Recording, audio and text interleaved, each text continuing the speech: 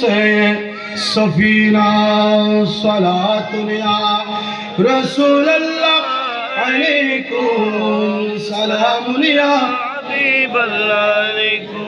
একটা হাদিস শরীফ বলবো, যেহেতু অনেক ওয়াজ হয়েছে, অনেক তাকরীর হয়েছে। এই ছেলেরা, এই মাঝখানের ছেলেরা কথা বলিও না, বিয়াদবের চেয়ে গরাজির ভালো, ঠিক কিনা? আপনি এসে মসজিদে এখন তো আমাকে অন্যদিকে চলে যেতে হচ্ছে। মসজিদে যাওয়া ভালো না খারাপ? ভালো। এখন আওয়াজ দাও না, ভালো না খারাপ? ভালো। তো মসজিদও যাই, অনেক যদি দুনিয়াবি হতাশ হন তাহলে অনর এবাদত কবুলই দেয়। এইরকম 40 বছরের এবাদত আল্লাহ কি করে দিব? ক্যান্সেল করে দিব, ঠিক কিনা? তাহলে মসজিদের জনে আর লাভই না, ক্ষতি হই তো ক্ষতি হই দেন। কিনলে ক্ষতি নাই, নিজে টানিয়ে নিবি। কিন্তু আর আল্লাহ তোরা মসজিদে যাবে দে আর ইবাদত করি পারলাই, মসজিদে যাবে দে আর রুকু করি পারলাই, মসজিদে যাবে দে আর সিজদা করি পারলাই, মসজিদ যাবে দে আর তাসবিহ করি পারলাই, মসজিদ যাবে দে আর রাসূল দরুদ করি পারলাই, মসজিদ যাবে দে কিয়াম করি পারলাই, মসজিদ যাবে দে কোরআন তেলাওয়াত করি পারলাই। তো তুই এন্ড যারে গল্প করার এত লাই ইন বাপ দি যেহেতু তুই দুনিয়াবে হতা হইস আর তোর ইবাদত ওই রে এরকম 40 বছরের ইবাদত ক্যান্সেল করে দিলাম। উচ্চ আওয়াজ বলে নাউযুবিল্লাহ। তো এই যে মাহফিল, যেখানে কোরআন সুন্নাহর আলোচনা হয়, যেখানে কোরআনের আলোচনা হয়, হাদিসের আলোচনা হয়, নবীদের জিকির হয়, আউলিয়া কিরামের তাজকিরার হয়, সেরকম মজলিসগুলোর উপরে আল্লাহর রহমত নাজিল হয়। সুবহানাল্লাহ বলেন। তো যেখানে আল্লাহর রহমত নাজিল হয় সেখানে যদি আমরা শয়তানকে সুযোগ দিই, কথা বলি, দুষ্টমি করি, তাহলে আসার চেয়ে না আসাটা ভালো ছিল, ঠিক কিনা? সুতরাং আপনারা যারা ডিস্টার্ব করছেন, আপনি তো নিজে শুনতেছেন না, অন্যজনের কষ্ট হচ্ছে। সেজন্য আমি আপনাদের খেদমত আরজ করবো, 20-25 মিনিট সময় নিব, অল্প সময়, মনোযোগ সহকারে শুনবেন। দিল মরা দিল তাজা হবে, ঈমান তাজা হবে, জীবন পরিবর্তন হবে যদি আপনি অন্তরে নিতে পারেন, ঠিক কিনা? আর আপনি আসলেন, গল্প করলেন, হুজুরের মতো হুজুর চিল্লাইলো, সকালবেলা জিজ্ঞেস করা হলো যে হুজুর কি বলেছে, হুজুর নুনির সময় আসে না, চিল্লেই দেয়, ঠিক কিনা? এরকম এরকম এরকম মাহফিল এখন আমাদের এলাকায় হচ্ছে কি হচ্ছে না? অনেক উলামায়ে কেরামকে দাওয়াত দিচ্ছে, হুজুর কি বলে, শ্রোতা কি বলে এরা জানে না, ঠিক কিনা? আমরা এরকম ওয়াজ শুনতে চাই না, আমরা কম শুনবো, কম করব, কিন্তু এগুলো শুনে আমল করার চেষ্টা করব। আল্লাহ আমাদেরকে আমল করার তৌফিক দান করুক, আমিন বলেন। একটা হাদিস শরীফ, মিশকাত শরীফের হাদিস, জলিল কদর সাহাবী হযরতি আব্দুল্লাহ ইবনে আব্বাস রাদিয়াল্লাহু তাআলা হাদিস কেনা বর্ণনা করেছেন। এই হাদিসটা শুনলে আমার রাসূল আমাদের জন্য কত বড় নিয়ামত, আমাদের রাসূল আমাদের জন্য কত বড় আজমত, আমার রাসূল আমাদের জন্য কি, সেটা আপনারা বুঝতে পারবেন। এটা শুনেই আপনারা নিজেরাই যদি নবীর প্রেমের জন্য পাগল হয়ে যান, আমার নবীকে যদি অন্তরে জায়গা দিতে পারেন, ওয়াসকুরুনি রাদিয়াল্লাহু তাআলা আনহুর মতো যদি নিজের অন্তরে আপনি যদি আমার রাসূলকে জায়গা দিতে পারেন, কিয়ামত পর্যন্ত যে ওয়াসকুরুনিকে আমার রাসূলের আশিকরা এখনো পর্যন্ত বলতে পারে না, যে ওয়াসকুরুনি নবীর প্রেমে পড়ে আমার নবীকে দেখা নাই, 32 জন শহীদ করেছেন, যেই ওয়াসকুরুনি নবীর প্রেমে পড়ে নিজের জীবন উৎসর্গ করেছেন, যে ওয়াসকুরুনিকে আমার নবী নিজের জুব্বা মুবারক উপহার দিয়েছেন, ওই ওয়াসকুরুনি যদি আপনি বলতে পারেন, আপনার দুনিয়াবী জীবন, কবরের জীবন, হাসরের জীবন আপনার নূর আলা নূর হয়ে যাবে। উচ্চ আওয়াজে বলুন সুবহানাল্লাহ। নবীর প্রেমিক ওয়াসকুরুনি, আর নবীর প্রেমে দিওয়ানা,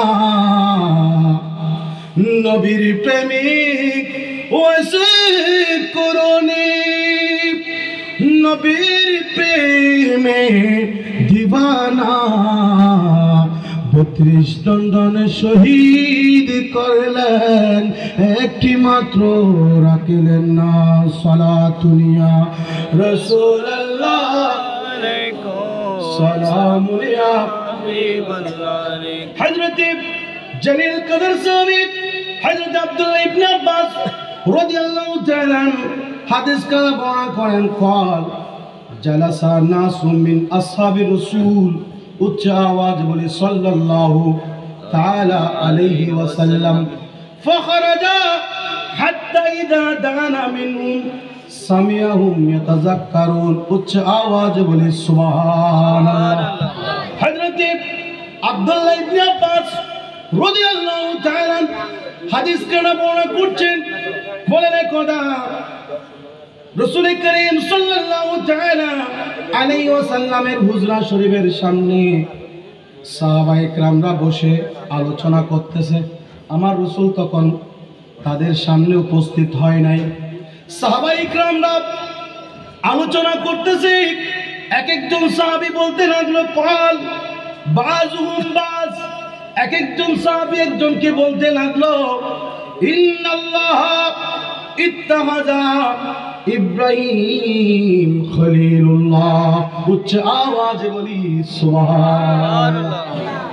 একজন সাহাবী আরেকজন সাহাবীকে বলতে লাগলো, ও আমার ভাই শুনো, হযরত ইব্রাহিমকে আমার আল্লাহ ভালোবেসে, আমার আল্লাহ মহব্বত করে ইব্রাহিমকে আল্লাহ খলিলুল্লাহ বানাইলেন। জুড়ে বলি সুবহানাল্লাহ।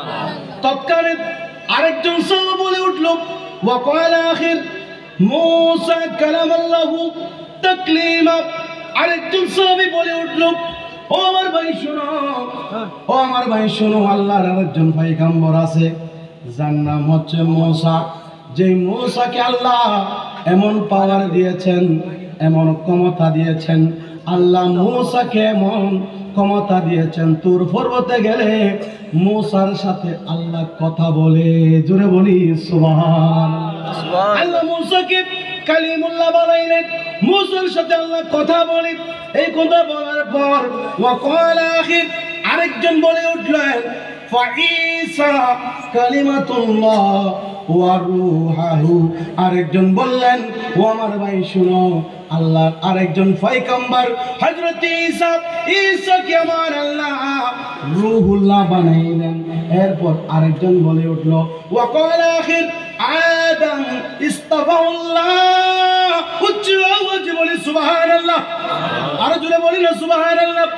আরেকজন সাহাবী বলে উঠলেন, ও আমার ভাই শোনো শোনো, আমাদের আদি পিতা হযরত আদম সফিউল্লাহকে আল্লাহ আদম সফিউল্লাহ বানাইলেন। এভাবে একজন আরেকজনকে বলতে লাগলেন, এভাবে একজনকে বলতে লাগলেন। একজন বলে মূসাকে কালিমুল্লাহ বানাইলো, আরেকজন বলে ঈসাকে রূহুল্লাহ বানাইলো, আরেকজন বলে হযরত আদম আলাইহিস সালাম কি আপনার সফিউল্লাহ বানাইলো, আরেকজন বলে হযরতে নূহ আলাইহিস সালামকে নজিউল্লাহ বানাইলো। এরকম করে করে এক একজন পয়গম্বরের গুণকীর্তন যখন করতে লাগলেন, হঠাৎ করে দেখা গেল তাদের মাঝে আমাদের কামলিওয়ালা নবী রাহমাতুল লিল আলামিন নবী তশরিফ আনলেন। জোরে বলি সুবহানাল্লাহ। আরে জোরে বলি না সুবহানাল্লাহ। আমার নবী বললেন, বালা ও আমার সাহাবায়ে কেরামরা শুনো শুনো, তোমরা যে প্রশংসা করছো, মূসাকে আল্লাহ কালিমুল্লাহ বানাইলেন, ঈসাকে আল্লাহ রূহুল্লাহ বানাইলেন, আদমকে আল্লাহ সফিউল্লাহ বানাইলেন, নূহকে আল্লাহ নজিউল্লাহ বানাইলেন। তোমাদের কথা সত্য সত্য, কিন্তু তোমরা কাউকে আমি নবীর উপরে স্থান দিও না। সুবহানাল্লাহ। আরে জোরে বলেন না সুবহানাল্লাহ। বলে তোমরা কাউকে আমি নবীর উপরে স্থান দিও না। বলে কারণ কি? কারণ কি? আমার নবী বলে সবাই রূহুল্লাহ হলো, সবাই খলিলুল্লাহ হলো, সবাই সফিউল্লাহ হলো, সবাই নজিউল্লাহ হলো, কিন্তু আমি নবীর ডিজিগনেশন হচ্ছে, আমি নবীর উপাধি হচ্ছে হাবিবুল্লাহ। উচ্চ আওয়াজে বলে সুবহানাল্লাহ। আরে জোরে বলেন না সুবহানাল্লাহ। জীবনে পিয়া মুহাম্মদ এলো রে দুনিয়ায়, আয় সাগর আকাশ বাতাস দেখবি যদি আয়, আয় সাগর আকাশ বাতাস দেখবি যদি। ভুবনের পিয়া মুহাম্মদ, পীর ভুবনের পিয়া মুহাম্মদ এলো রে দুনিয়ায়, আয় সাগর বাতাসে দেখবে যদি দেখ আমিনার মায়ের কোলে দোলে শিশু ইসলামে দোলে দেখ আমিনার মায়ের কোলে দোলে শিশু ইসলামে দোলে কচি মুখে শাহাদাতের বাণী যে সে শোনায় আয়ের সাগর আকাশে বাতাসে দেখবে যদি আয়ের সাগর আকাশে বাতাসে দেখবে যদি। তাহলে বোঝা গেল আমার নবী বললেন, ও আমার সাহাবায়ে কেরামরা শুনো, তোমরা সমস্ত আম্বিয়া ইকরাম কি সমস্ত রাসূলকে যত ডিজিগনেশন দাও না কেন, কিন্তু আমি নবীর উপরে কাউকে তুলিও না, কারণ আমি নবী হলাম হাবিবুল্লাহ, আমি আল্লাহর হাবিব। জুড়ে বলি না সুবহানাল্লাহ। শুধু তাই নয়, আল্লাহ আমাকে কি দান করেছে জানো? আমার নবী বলেন, ওয়া আনা হামিলু লিলাওয়াইল হাম ইয়াউমাল কিয়ামা।